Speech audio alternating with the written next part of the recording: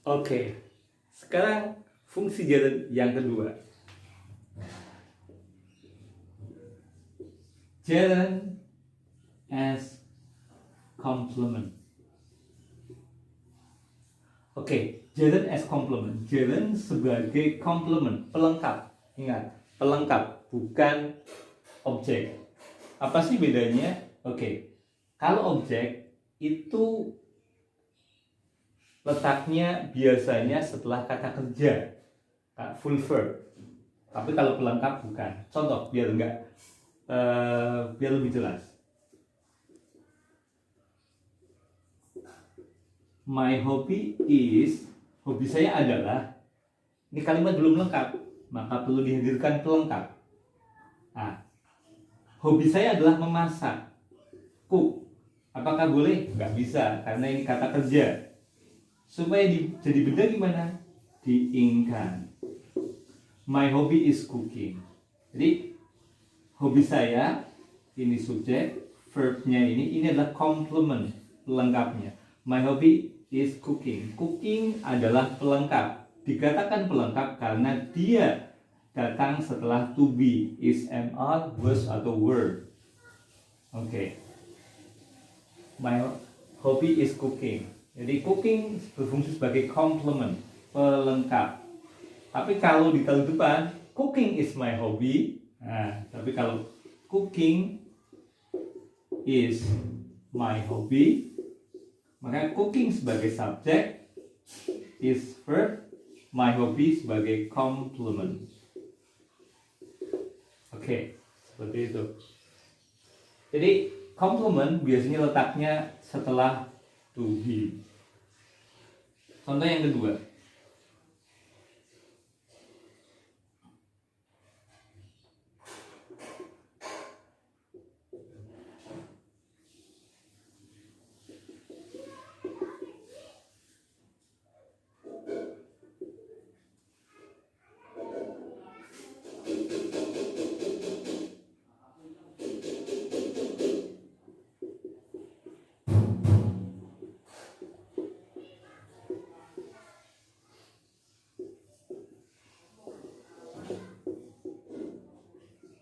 Oke, Desi's activities are, jadi activity-nya Desi adalah sleeping and playing game. Jadi diingkan juga diingkan, playing game.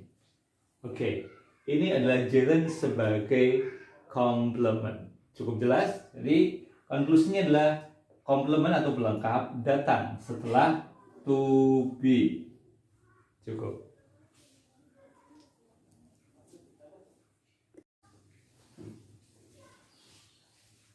Oke, yang ketiga, gerund as object. Ya, gerund sebagai objek. Objek dari apa? Of verbs. Emang ada objek lain? Maksudnya adalah seperti ini. Nanti dibagi menjadi dua, object of verb, satunya nanti akan diberi keterangan object of preposition. Oke, jadi gerund fungsinya sebagai objek, artinya sebagai objek setelah kata-kata tertentu. Lah kata-kata tertentu itu dibagi menjadi dua, yaitu verb and preposition. Simply like this. Jadi kalau ada verb tertentu, nanti diikuti verb lagi, maka ini menjadi gerund. Kalau nanti ada preposisi diikuti verb, maka verbnya menjadi gerund. Jadi saya menyebutnya gerund, tapi bentuknya verb ing. Seperti itu. Oke, kita bahas yang pertama dulu. Jadi yang kedua. Yang pertama, gerund as object of verb. Oke. Verb itu banyak sekali. Oke, verbnya itu banyak sekali. Nah, verbnya apa aja? Oke, jadi Contoh. I admit, saya admit mengakui. I admit loving you so much. Oke, jadi admit adalah verb khusus yang apabila mereka verb khusus itu diikuti verb lain, maka verb lain atau verb berikutnya harus menjadi gerund, harus menjadi bentuk ing. I admit loving you. Gitu. Jadi tugas kita adalah menghafal verb-verb ini. Yang mana ingat, kalau ada verb ini, admit dan teman-temannya kok diikuti verb lagi, maka harus menjadi verb ing atau gerund. Sekali lagi, ini adalah kata benda, bukan verb lagi. Bentuknya adalah kata benda. Contoh, I postponed visiting my friends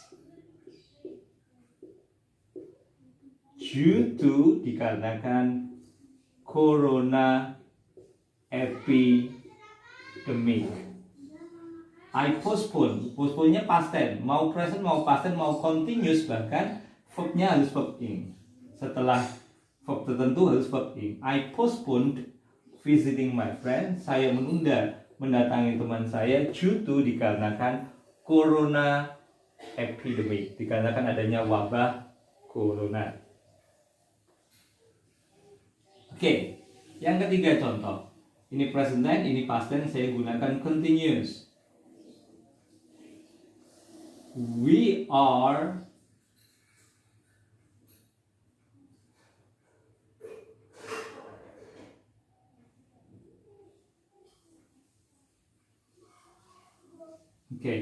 we are finishing discussing about the problem.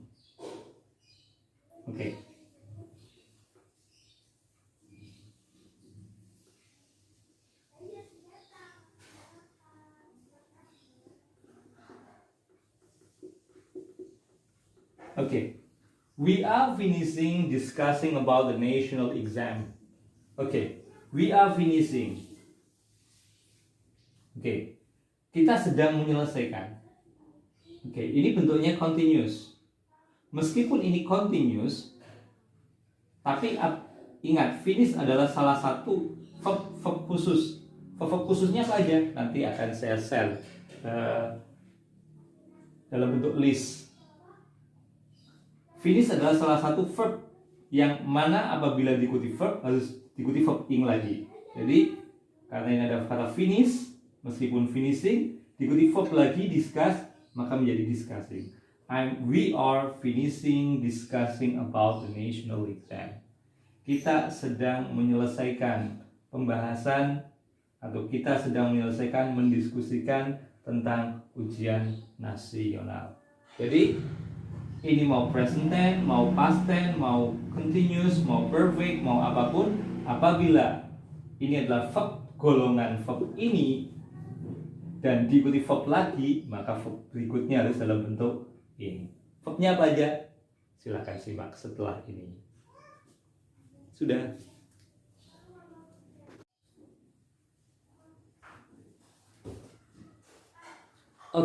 Sekarang yang berikutnya adalah gerund as object of preposition. Gerund sebagai objek dari preposisi. Preposisi itu apa sih? Preposisi itu kata depan. Contoh seperti before, after, in, on, off, to, at, etc. Jadi kalau kita menemukan preposisi dan diikuti oleh verb, maka verbnya harus menjadi verb ing. Baik, contoh.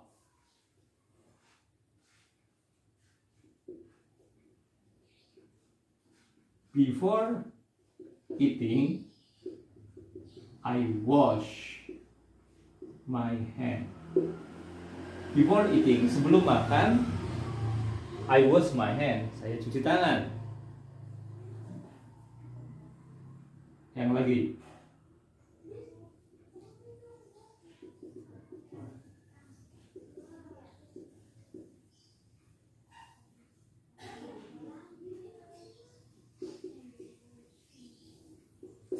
I'm interested in studying about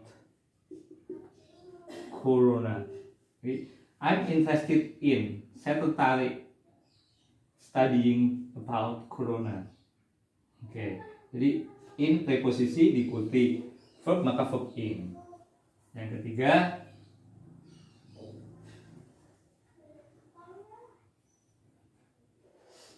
we should never give up. Wipe out, membasmi, memberantas. Jadi wiping out.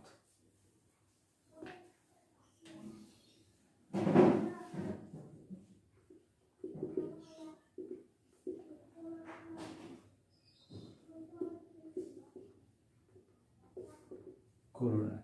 Okay, we should never give up, wiping out corona. Jadi kita semestinya tidak pernah menyerah memberantas corona. Oke, jadi singkatnya adalah kalau ada preposisi diikuti verb, maka verbnya harus verb in. Gitu.